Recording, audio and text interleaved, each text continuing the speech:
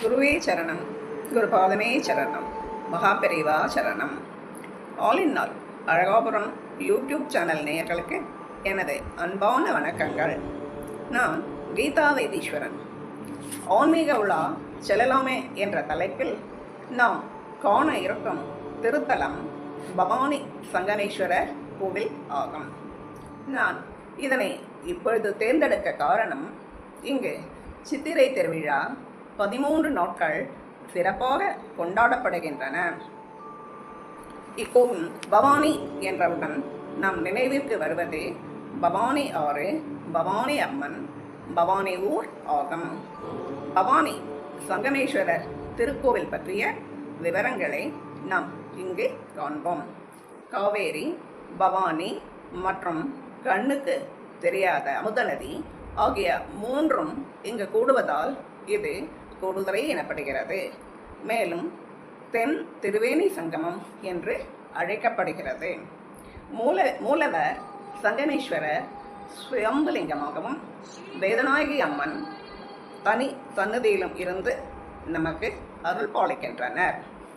சைவ வைணவ ஒற்றுமைக்கு சான்றாக இக்கோவிலில் சென்னகேசவ பெருமாள் மற்றும் சௌந்தரவள்ளி தாயார் தனி சந்நிதியில் அமர்ந்து நமக்கு அருள் பாலிக்கின்றனர். இங்கே ஜ்வரகேஸ்வரர் காய்ச்சல் மற்றும் நோய்களை தீர்க்கும் வல்லமை கொண்டவராக விளங்குகின்றார்.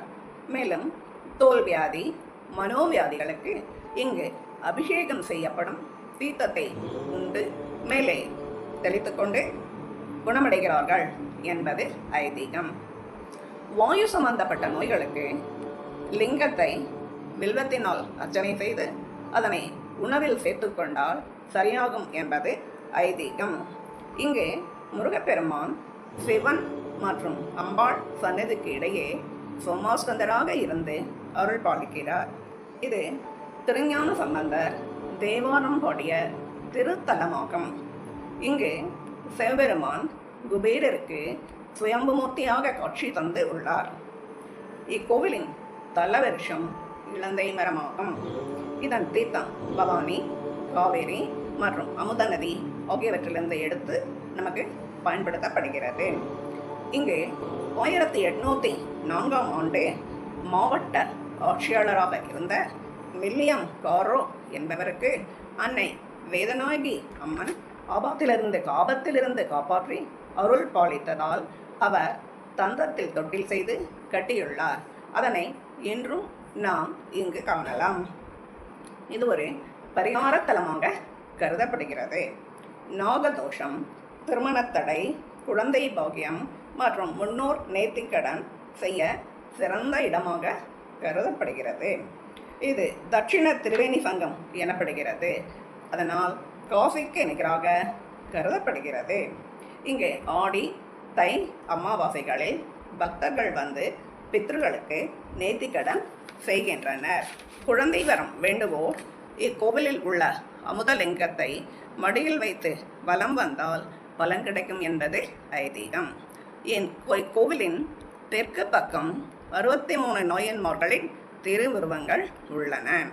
இங்கு சித்ரா பௌர்ணமி, ரத சப்தமி மற்றும் சித்திரையில் 13 நாட்கள் விழாக்கள் கொண்டாடப்படுகின்றன. இக்கோவில் காலை 6 மணி முதல் மதியம் 1 மணி வரையிலும், மாலை 4 மணி முதல் 8 மணி வரையிலும் திறந்திருக்கும்.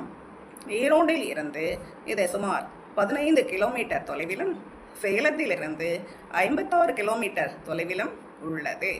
சேலம், ஈரோட்டில் இருந்து பவானிக்கு பேருந்து வசதிகள் உள்ளன. பவானிக்கு அருகில் உள்ள ரயில் நிலையம் ஈரோடு. குருவே சரணம், குருபாதமே சரணம், மகாபெரிவா சரணம்.